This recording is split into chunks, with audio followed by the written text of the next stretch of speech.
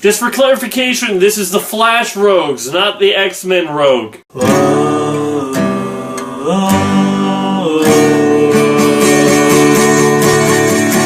laser time and we're gonna do a review. Yes, we're gonna review. I'll talk about movies and comics too. Let's all go watch the review.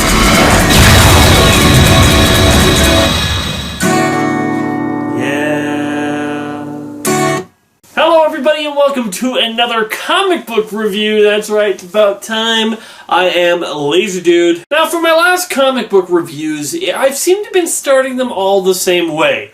Sorry it's been too long since my last comic book review. Well, yeah. I think the reason that has been the case lately is because the way I've been doing my comic book reviews has made it a ton of work for me. So I decided to make some changes in order to make my comic book reviews so not so much as a pain and have them coming out more often. First change is I'm now scripting these so my thoughts come across as more clear and my time is more condensed and I don't end up repeating myself. I'm not saying that I won't ad-lib something if something interesting comes to mind while I'm reviewing, but, you know, for the most part, it's going to be scripted. Second change, I'm now going to just review whatever the heck I want to review. Now you might ask, well, does that change from what you were doing before? Well, I would try to keep up with a few books that were just more recent and common, but I would constantly fall behind because of other stuff that I'm working on, and then I'd just fall out of touch, and then before you know it, I'd be like, oh, whatever I'm reviewing is like 2 years old now. So when I fall behind, I wonder, well, do I just skip the volumes that I didn't review, or do I just go back, or do I just have to catch up, and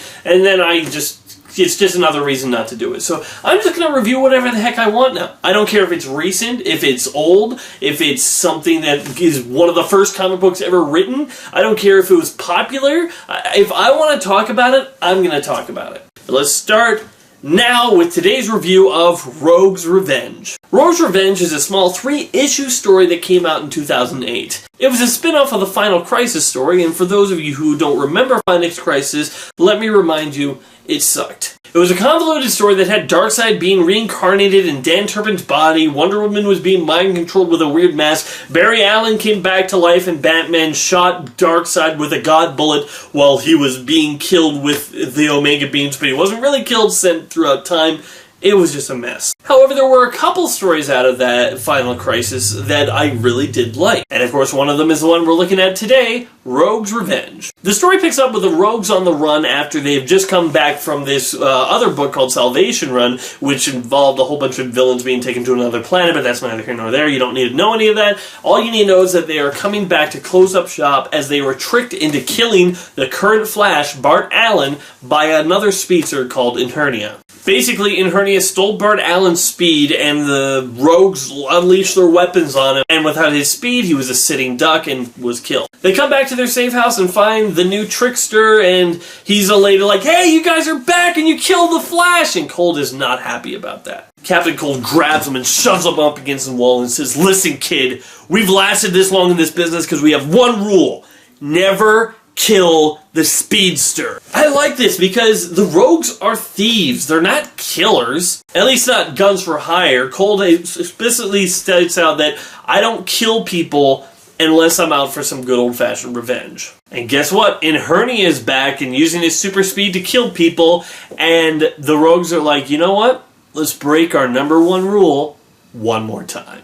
All the while, the leader of the society, Libra, receives the refusal to join up with him from the Rogues, but he refuses to take no for an answer, as he knows that the Flashes are always the key to all the crises, and he needs those who have always been fighting the Flash on his side, and is willing to go to any means necessary to make sure that they're on the side of evil. Now, it's my theory that all comic book lovers have a starting point. It can be a big book, it can be a little book, no matter what it is, just a book that really got them interested in comic books and wanted to find out more. That book for me would probably be Batman Hush. But I think that there's also another book which gives you the deeper dive into the universe. You know, the books that make you go from interested in comic books to have a few comic books in your collection to a comic book reader that is looking at the books coming out each month and looking at which ones he wants to read. For me, though, the two ones of those that got me really obsessed with comics is the Sinestro Corps War and Rouges' Revenge.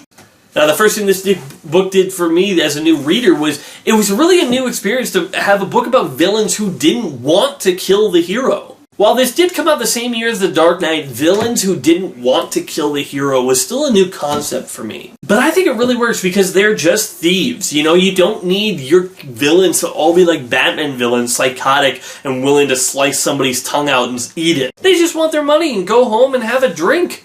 Geoff Johns made Captain Cold one of my favorite villains by just reading this book. I didn't know anything about Captain Cold before I read this book, and afterwards I was obsessed. I just like how Captain Cold handles himself, because he's obviously not the most powerful, that would be Weather Wizard, but he isn't someone who makes it his way or the highway sort of thing. He takes the other rogues' considerations and feelings on matters and runs things by them. But, you know, when he needs to put his foot down, he puts his foot down. Like when Mick is starting to, you know, he feels Mick's pyromaniacism coming up, and he's like, can I just start a small garbage fire? He's like, no, get a hold of yourself, Mick. My favorite part of the story is issue 2. Libra has started a new group of the rogues using their weapons that he has gotten from the Penguin who confiscated them when they've been taken to prison. And these rogues are like street thugs, and they basically beat up their tailor who makes their suits and says, look, you are gonna join up with Libra because guess what, Captain Cold? We got your dad, and if you don't do what we say, your dad's effing dead. And I just love Captain Cold's reply. Bleep you, kid. I'm gonna find you. I'm gonna kill all of you. Then I'm gonna kill my father myself. And then the rogues proceed to do just that. I like how these issues don't shy away from the fact that these are bad guys. They're not the good heroes that are just gonna do the right thing. They are going to do the evil things. They don't like to, but these are like guys that have been pushed to their breaking point, and you do not want to get in their way. You want to be one of the rogues, Axel? You take notes. These thugs think they can claim our weapons, but the weapon doesn't make the rogue. I may be a father now, but I haven't gone soft. I've warned people for years I'd grow a tornado inside their belly and burst them wide open. That was never an empty threat. Jeez. I like the moment where Cold goes in and actually confronts his father. This is a guy who abused him and his sister for years. That, you know, basically tortured them whenever they were in the house because he'd be drunk and beat them, the living crap out of them day after day. And he just confronts him, and the father makes excuses for everything he did. Said, oh, I may have been bad. I may haven't been the best father. Captain Cold points his gun at him, and you're like, yeah, he's gonna do it, he's gonna do it. And he puts it down, and he walks out of the room, and you're like, what's he doing? Where's he going with this? Is he, you know, turning a positive leaf? Is he, you know, doing the right thing? And then he turns and says, you do it, Mick. And Mick, in a no time flat, just takes his fire gun and burns him to cinder. And he looks over, and he's asked, you feel any better? And he goes, nope. But it was worth a shot. I love that moment. And this book is so well written with lines like that throughout the entire story. And Hernia is actually a really good villain, you know, and I had never heard of him before this book. I hadn't seen anything before, you know, very little after. But, you know, they make him really menacing. The first moment you see him, he confronts a security guard and he says, they say it's a myth the human intestine can be stretched over 20 miles. Let's find out together. I mean, they made him really evil, and they needed to, because otherwise you'd feel a little odd that you're cheering for all these grown supervillains to kill a kid. There was also other side plots going on. We got the Pied Piper being the only rogue desperately trying to stay on the straight and narrow, but being thought that he killed Kid Flash as well. Zoom is there with his insanity, trying to inspire Hernia with his insanity. And of course, Libra himself, who, in the regular series, to be honest, I found he's just too over the top. I mean, it's just hard for me to get into the shoes of a villain who's like, evil's gonna win. But you know what? Under the writing of Geoff Johns, he actually comes across as intimidating. But I like how Cold doesn't care what anybody else is doing. All the other villains are like, wow, Luther's in and everybody else is in. Yeah, let's get in on this. And Cold's like, look, I don't give a crap what you're doing. We're doing what we're doing. Don't bother us. Now, for the artwork, I've seen some people complain about the artwork, and while I will say that it's not anything amazing or spectacular, I really like it. It does a really good job of setting the mood and how miserable everyone is. I mean, I remember when I first read the beginning of this book, I felt drenched. I like how the only real clear, crisp image in this book, the one that doesn't look dirty and grimy, is the image we get of Barry Allen as he's coming back.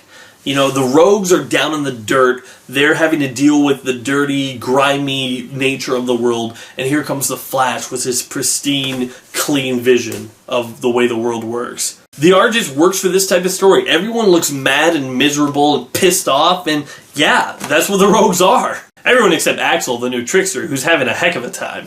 This is a hard book to review because, since there's only 3 issues, there isn't a whole lot to talk about without just giving away and talking about these moments verbatim. I could basically just talk the whole comic through. Might as well just read it. So before we get too much into the rest of the spoilers of the book, let's just give it a rating. So if you're a Flash fan or a fan of the Rogues, then this is definitely a must-read for you. And if you're not, I still think this is an interesting read all around. It's a way that if you read it, maybe if you've always been interested in it, but don't know if you'd find it that interesting, it's only 3 issues. You can get it digitally. I have it both digitally and in comic book form, so it's a book that I really enjoy, and I am going to give it a